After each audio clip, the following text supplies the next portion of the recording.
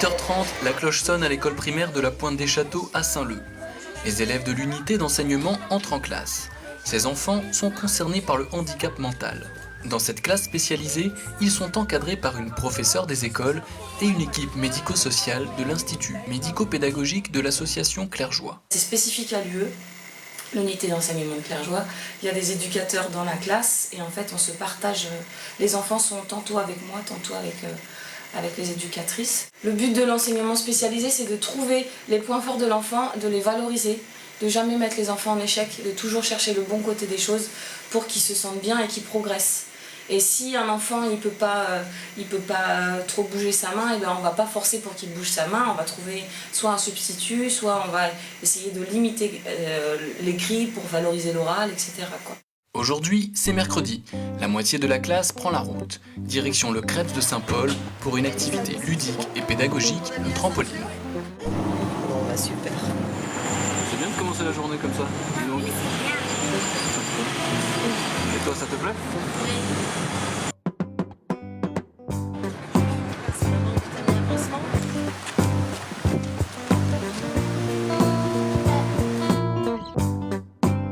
Laissez vos sacs, on va faire l'échauffement. Allez, go!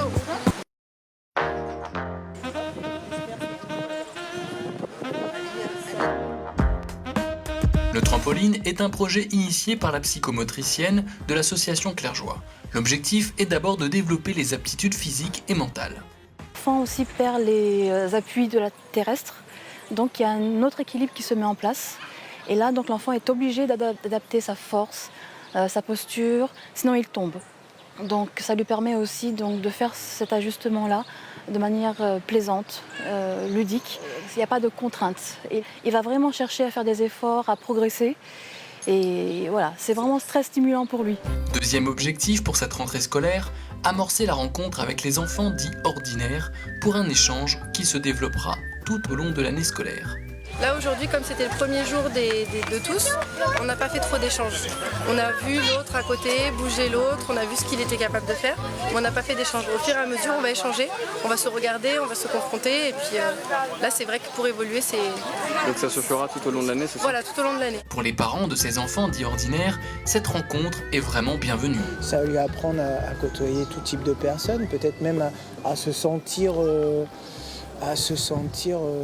une mission, enfin d'aider, de partager, etc. Moi je trouve ça très bien, vraiment très bien. Ça favorise la cohésion, donc ça permet à un enfant de connaître l'autre aussi. Et comme ça, il voit aussi, il se rend compte de ce que c'est qu'un handicap, pourquoi il est entre guillemets différent, même si au final ils ne sont pas différents, quoi, parce qu'ils sont les mêmes. Hein. Voilà. La grande qui est grande. Comment elle s'appelle? Tonaï. Elle s'appelle Tonaï. Et elle est dans le groupe de mon petit-fils. Alors donc, lui, il aime bien la fille. Et la fille lui aime aussi, pareil. Donc ils s'entendent bien. Je lui ai dit que voilà, un clip, ça. Comme c'est une enfant handicapée, il ne faut pas la poursuivre. Il faut parler avec elle, discuter avec elle. Mais c'est pour ça que tous les deux s'entendent bien. Vous voyez? D'accord. Alors pour nous, il n'y a pas de souci de ce côté-là. De leur côté, les enfants de l'UE apprécient tout autant. Tu as vu qu'il y a le groupe des petits là-bas? Tu as vu? Les petits enfants là-bas. Il y a des grands. Il y a des grands. Tu as vu ce qu'ils ont fait? Il y a que des petits. Donc tous les mercredis, on va les voir. Est-ce que tu es contente de faire du trampoline avec les enfants là-bas? Oui. Oui. Après, on a fait chacun son tour. Et après, les autres, ils ont sauté. C'est l'heure du retour dans l'enceinte de l'école. Ici, les enfants se connaissent. L'apprentissage de la différence s'effectue chaque jour. C'est à l'école d'apporter les réponses adéquates, appropriées en fonction des possibilités, des potentialités des élèves. Donc il y a effectivement certains qui sont en fauteuil roulant, d'autres qui ont des déficiences mentales, mais c'est à nous, adultes, éducateurs, d'apporter des réponses.